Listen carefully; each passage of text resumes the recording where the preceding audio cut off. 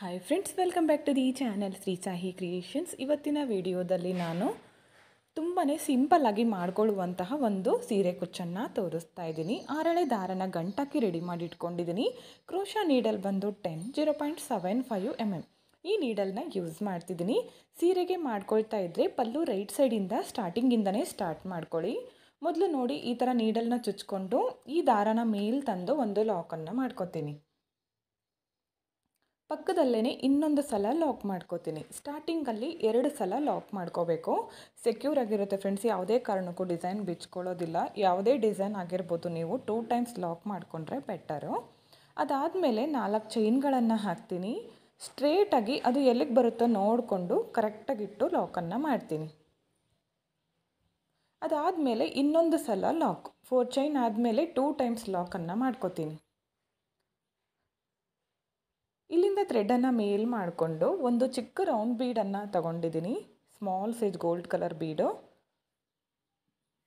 Bead ಹಾಕಿ ಸೂಜಿ ಮೇಲೆ ಒಂದು ಸಲ ಥ್ರೆಡನ್ನು ಸುತ್ತಕೊಂಡು ಪಕ್ಕದಲ್ಲೇ ನೀಡಲ್ನ ಚುಚ್ಚಿ ದಾರನ ತಂದು 3 ದಾರನ ಒಟ್ಟಿಗೆ ಲಾಕ್ ಮಾಡ್ಕೋತೀನಿ. ಹಾಫ್ ಡಬಲ್ ಕ್ರೋಶ ಕಂಬ ಆಗುತ್ತೆ.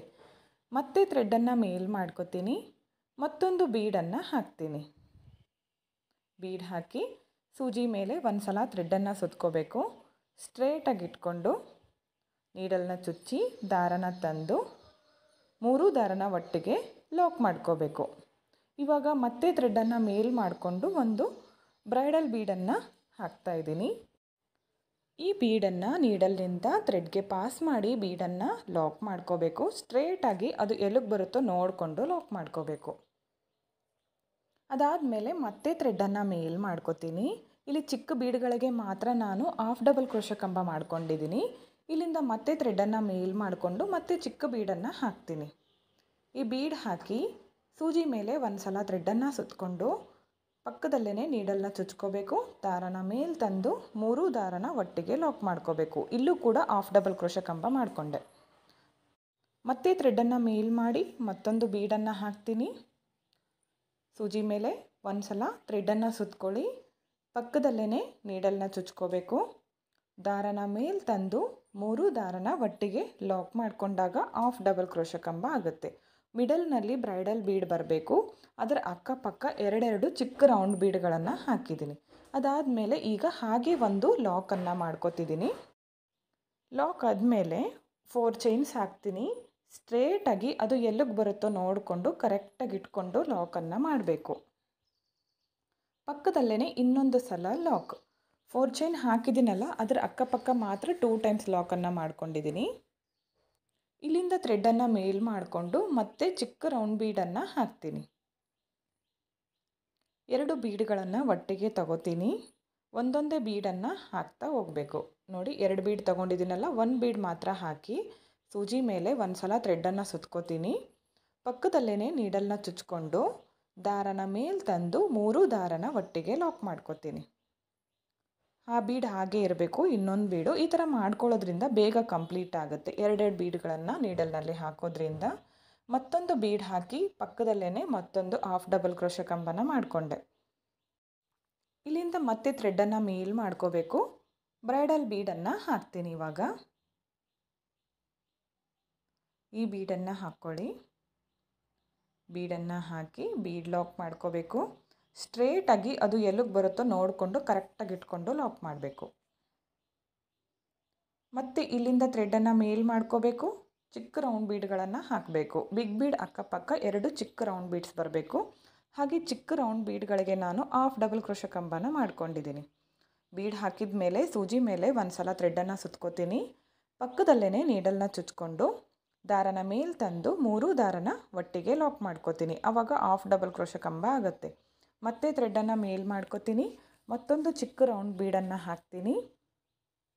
ಬೀಡ್ ಹಾಕಿ ಸೂಜಿ ಮೇಲೆ ಒಂದು ಸಲ ಥ್ರೆಡನ್ನು ಸುತ್ಕೋಬೇಕು. ಪಕ್ಕದಲ್ಲೇ ನೀಡಲ್ನ ಚುಚ್ಚಿ ದಾರನ ತಂದು 3 ದಾರನ ಒಟ್ಟಿಗೆ ಲಾಕ್ ಮಾಡ್ಕೋತೀನಿ. ಈ ಮಿಡಲ್ನಲ್ಲಿ ಬ್ರೈಡಲ್ ಬೀಡ್ ಹಾಕಿದ್ದೀನಲ್ಲ, ಅದನ್ನು ನೀವು ಚೇಂಜ್ ಮಾಡ್ಕೋಬೋದು. ಅದೇ ಹಾಕಬೇಕಂತೇನಿಲ್ಲ. ಈಗ ಇನ್ನೊಂದು ಸಲ ಲಾಕ್ ಆದಮೇಲೆ ನಾನು 4 ಚೈನ್ ಹಾಕ್ತೀನಿ. ಸ್ಟ್ರೇಟಾಗಿ ಇಟ್ಕೊಂಡು ಲಾಕನ್ನು ಮಾಡ್ಕೋಬೇಕು. ಬೇಸ್ ಲೈನ್ ಯಾವಾಗಲೂ ಕರೆಕ್ಟಾಗಿ ಬರಬೇಕು. ಯಾವುದೇ ರೀತಿಯ ರಿಂಕಲ್ಸ್ ಬರಬಾರ್ದು. ಪಕ್ಕದಲ್ಲೇ ಮತ್ತೊಂದು ಸಲ ಲಾಕ್. ಇದೇ ಥರ ಕಂಟಿನ್ಯೂ ಮಾಡ್ತಾ ಹೋಗಿ. ನಾನು ಸ್ವಲ್ಪ ಮಾಡಿ ತೋರಿಸ್ತೀನಿ ನೋಡಿ ನಿಮಗೆ. ತುಂಬಾ ಚೆನ್ನಾಗಿ ಬರುತ್ತೆ ಫ್ರೆಂಡ್ಸ್. ಸೀರೆಗೆ ಮಾಡಿಕೊಂಡಾಗ ಗ್ರ್ಯಾಂಡ್ ಲುಕ್ ಕೊಡುತ್ತೆ ನೋಡಿ. ಸ್ಟಾರ್ಟಿಂಗಲ್ಲಿ 4 ಚೈನು, ಅದಾದಮೇಲೆ ಈ ಥರ ಬೀಡ್ಸ್ಗಳನ್ನು ಹಾಕಿದ್ದೀನಿ. ಬಿಗ್ ಬೀಡ್ ಅಕ್ಕಪಕ್ಕ 2 ಬೀಡ್ಸ್ ಹಾಕಿದ್ದೀನಿ, ಚಿಕ್ಕ ಬೀಡ್ಸು. ಇದೇ ಥರ ನಾವು ಕಂಟಿನ್ಯೂ ಮಾಡ್ತಾ ಹೋಗಬೇಕು. ನಾನು ಸ್ವಲ್ಪ ಮಾಡಿ ತೋರಿಸ್ತೀನಿ ನೋಡಿ ಯಾವ ಥರ ಕಾಣಿಸ್ತಿದೆ ಅಂತ. ನೋಡಿ ಇಷ್ಟು ಮಾಡ್ಕೊಂಡು ಲಾಸ್ಟ್ವರೆಗೂ ನಾವು ಇದೇ ಥರ ಕಂಟಿನ್ಯೂ ಮಾಡ್ತಾ ಹೋಗಬೇಕು. ಲಾಸ್ಟಲ್ಲಿ ನೋಡಿ 4 ಚೈನ್ ಹಾಕಿದ ಮೇಲೆ 2 ಟೈಮ್ಸ್ ಲಾಕ್ ಮಾಡ್ಕೊಂಡಿದ್ದೀನಿ. ಅದಾದಮೇಲೆ 2 ಚೈನ್ ಹಾಕಿ ಥ್ರೆಡನ್ನು ಕಟ್ ಮಾಡ್ಕೊತೀನಿ. ಕಟ್ ಮಾಡ್ಕೊಂಡಿರೋ ಥ್ರೆಡನ್ನು ಈ ಥರ ಟೈಟಾಗಿ ಮೇಲೆ ಎಳ್ಕೊಳ್ಳಿ. ಅದು ಯಾವುದೇ ಕಾರಣಕ್ಕೂ ಬಿಚ್ಕೊಳ್ಳೋದಿಲ್ಲ. ಈ 4 ಚೈನ್ ಗ್ಯಾಪಲ್ಲಿ ನಾವು ಕುಚ್ಚುಗಳನ್ನು ಕಟ್ಕೋಬೇಕು. ಕುಚ್ಚು ಕಟ್ಟಿದ ಮೇಲೆ ತೋರಿಸ್ತೀನಿ ನಿಮಗೆ ಫೈನಲ್ ಲುಕ್ ಯಾವ ಥರ ಬಂದಿದೆ ಅಂತ. ಓಕೆ ಫ್ರೆಂಡ್ಸ್, ನೋಡಿ ಕುಚ್ಚು ಕಟ್ಟಿದ ಮೇಲೆ ಫೈನಲ್ ಲುಕ್ ಈ ಥರ ಕಾಣಿಸ್ತಾ ಇದೆ. ಕುಚ್ಚು ಕಟ್ಟಲಿಕ್ಕೆ 147 ದಾರ ತೊಗೊಂಡಿದ್ದೀನಿ ಫ್ರೆಂಡ್ಸ್. ಅದನ್ನು ಫೋಲ್ಡ್ ಮಾಡಿದಾಗ 280 ಆಗುತ್ತೆ. ನಿಮಗೆ ಎಷ್ಟು ಬೇಕೋ ನೋಡಿಕೊಂಡು ಕುಚ್ಚು ನಿಮಗೆ ಯಾವ ಥರ ಬೇಕೋ ಆ ಥರ ಕಟ್ಕೋಬೋದು. ಡಬಲ್ ಕಲರ್ನಲ್ಲಿ ಕೂಡ ಮಾಡ್ಕೋಬೋದು, ತುಂಬ ಚೆನ್ನಾಗಿ ಬರುತ್ತೆ. ಈ ಡಿಸೈನ್ನ ನೀವು ಎಲ್ಲ ಥರದ ಸೀರೆಗಳಿಗೂ ಕೂಡ ಮಾಡ್ಕೋಬೋದು, ಯಾಕಂದರೆ ತುಂಬಾ ಸಿಂಪಲ್ ಆಗಿದೆ. ಹಾಗೆ ಸೀರೆಗೆ ಗ್ರ್ಯಾಂಡ್ ಲುಕ್ ಬರುತ್ತೆ. ಇದಕ್ಕೆ 300 ಅರೌಂಡ್ ಚಾರ್ಜ್ ಮಾಡ್ಕೋಬೋದು. ನಿಮ್ಮ ಪ್ಲೇಸಸ್ ಮೇಲೆ ಡಿಪೆಂಡ್ ಆಗಿರುತ್ತೆ. ಹೆಚ್ಚು ಕಡಿಮೆ ನೋಡಿಕೊಂಡು ಮಾಡ್ಕೋಬೋದು. ಈ ಡಿಸೈನ್ ನಿಮಗೆ ಇಷ್ಟ ಆಯಿತು ಅನ್ಕೋತೀನಿ ಫ್ರೆಂಡ್ಸ್. ಇಷ್ಟ ಆಗಿದರೆ ಒಂದು ಲೈಕ್ ಮಾಡಿ, ಹಾಗೆ ಫ್ರೆಂಡ್ಸ್ಗಳಿಗೆ ಶೇರ್ ಮಾಡಿ. ವಿಡಿಯೋನ ಸಬ್ಸ್ಕ್ರೈಬ್ ಮಾಡ್ಕೊಳ್ಳದೆ ನೋಡ್ತಾ ಇದ್ದರೆ ಪ್ಲೀಸ್ ಚಾನಲ್ನ ಸಬ್ಸ್ಕ್ರೈಬ್ ಮಾಡ್ಕೊಳ್ಳಿ.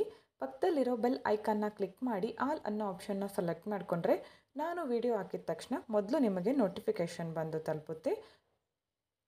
ವಿಡಿಯೋನ ಸ್ಕಿಪ್ ಮಾಡದೆ ಕೊನೆವರೆಗೂ ನೋಡಿದ್ದಕ್ಕೆ thank you friends. Thank you for watching.